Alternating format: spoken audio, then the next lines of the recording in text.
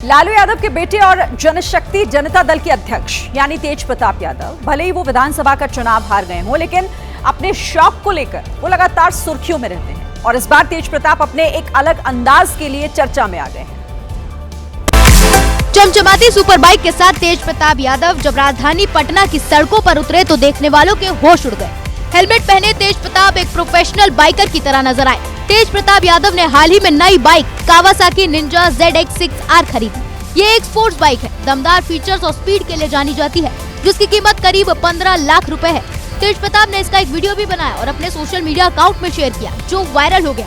तेज प्रताप के वीडियो पर लोगों ने खूब कमेंट किए। एक यूजर ने लिखा, ग्रीन बाइक मोटे टायर, तेजू भैया इज ऑन फायर।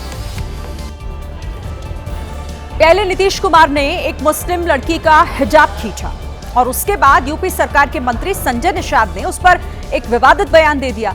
अब इन दोनों नेताओं के खिलाफ विपक्ष हमलावर हो गया है।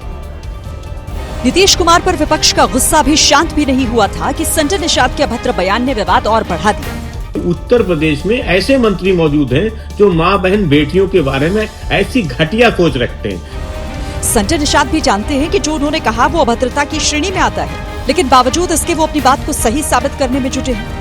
पारंपरिक तौर पर कहते हैं, जैसे उदाहरण के तौर पर हमारे भोजपुरी में कहा जाता है कि फलानवा यह कहले बना कुछ और ना ही कहला सना, चला ही बतिया छोड़ दे। संजय निषाद कह रहे हैं कि गांव देहात में इसी तरह से जवाब दिया जाता है। उत्तर प्रदेश के शामली में एक पति ने अपनी पत्नी की सिर्फ इसीलिए हत्या कर दी क्योंकि उसने घर से बाहर निकलते वक्त बुर्का नहीं पहना था। मां की हत्या को देखने वाली अपनी 2 बेटियों को भी उस जल्लाद ने मार डाला और मारने के बाद तीनों के शव को घर में ही बने 9 फीट गहरे गड्ढे में दबा दिया, जिसे बाद में पुलिस ने खुदवाकर बाहर निकाला था। शुरुआती जांच में आरोपी फारूक ने पुलिस को बताया कि वो पत्नी के बिना बुरखे के घर से बाहर निकलने से तिलमिलाया हुआ था। बिना वो बुरका और नकाब के अपने मैके चली गई अपनी छोटी बच्ची को लेकर के। इस बात को लेकर काफी परेशान था कि हमारी इज्जत चली गई। झूठी इज्जत के चले जाने के गम से वो कई दिनों से परेशान था और फिर जब पत्नी वापस आई तब प्लान के तहत उसने उसे किचन में गोली मार दी। गोली की आवाज सुन के हमारी जो बड़ी बेटी जिसकी उम्र 14 साल की, वो भी उठ के चली आई। हमने उसको पीछे से गोली मारी, उसकी मौत हो गई। बड़ी के साथ छोटी बेटी को भी उस जल्लाद ने सिर्फ इसलिए मार दिया क्योंकि उसने भी उसे मम्मी को मारते हुए देख लिया था।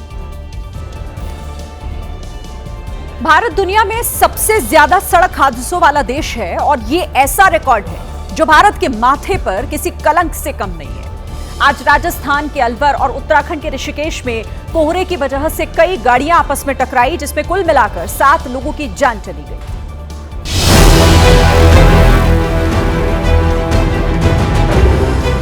राजस्थान का अलवर जिला, जहां से निकलने वाले दिल्ली मुंबई एक्सप्रेसवे पर घना कोहरा जानलेवा साबित हुआ। लो विजिबिलिटी होने की वजह से यहां पिकअप की कई गाड़ियों से टक्कर हो गई, जिसमें पिकअप सवार 3 लोग जिंदा जल गए। 3 साथ जल के कोयला हो गया। इधर उत्तराखंड के ऋषिकेश हरिद्वार मार्ग पर भी कोहरे का कहर दिखा। मंशा देवी फाटक के पास एक कार ट्रक के पीछे घुस गई, जिसकी वजह से कार तो बीच में से फट ही गई, जबकि 4 लोगों ने मौके पर ही दम तोड़ दिया। यूपी के अंबेडकर नगर में भी कोहरे ने 3 लोगों की जिंदगी छीन ली। गन्ना लदे हुए एक ट्रैक्टर ट्रॉली से डीसीएम टकरा गई, जिसमें डीसीएम में बैठे हुए 3 लोगों की जान चली गई, जबकि 5 लोग घायल हुए हैं। सभी मृतक बुलंदशहर के रहने वाले थे। हादसे के बाद घायलों को अस्पताल में एडमिट कराया गया।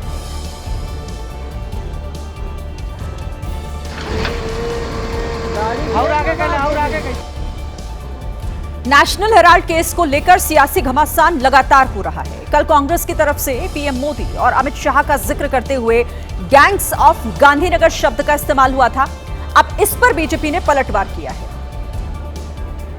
पवन खेड़ा ने कहा, गैंग्स ऑफ गांधीनगर पिछले 12 साल से सरकारी जांच एजेंसीज का दुरुपयोग कर रहा है और विपक्षी नेताओं को फंसा रहा है, जिसकी अब पोल खुल गई है। मैं प्रधानमंत्री शब्द भी नहीं बोलूंगा, मैं गृह मंत्री भी नहीं बोलूंगा, माफ कीजिएगा, मैं कहूंगा gangs of Gandhinagar. Gangs of Gandhinagar के जवाब में बीजेपी ने इटली वाला पलटवार किया। ये गैंग्स ऑफ गांधीनगर क्या है? अगर इनकी ही भाषा में जवाब दिया जाए तो भारत के लोग तो कहते हैं डकैत ऑफ इटली। बीजेपी कह रही है कि इन शब्दों का इस्तेमाल करके कांग्रेस ने गांधीनगर के लोगों का अपमान किया है। नेशनल हेराल्ड केस में कोर्ट ने ईडी की चार्जशीट पर संज्ञान लेने से इनकार कर दिया। तो अब इसे लेकर कांग्रेस मोदी सरकार पर आक्रामक हो गई है।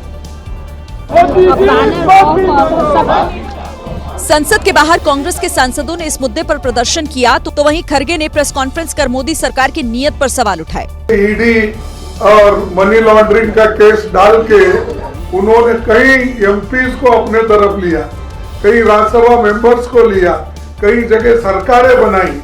नेशनल हेराल्ड के मुद्दे पर यूपी से महाराष्ट्र, बिहार से राजस्थान और छत्तीसगढ़ से कर्नाटक तक कांग्रेस के कार्यकर्ता सड़क पर उतरे और प्रदर्शन करते हुए गांधी परिवार को फंसाने का आरोप लगाया। हालांकि बीजेपी अभी भी कह रही है कि गांधी परिवार भ्रष्टाचारी है। सब जानते हैं जो नकली गांधी परिवार है ये केवल फरेब, धोखा, प्रोपेगेंडा इस पर ही जीवित रहता है। बीजेपी कह रही है कि अभी गांधी परिवार को कोर्ट से क्लीन चिट नहीं मिली है।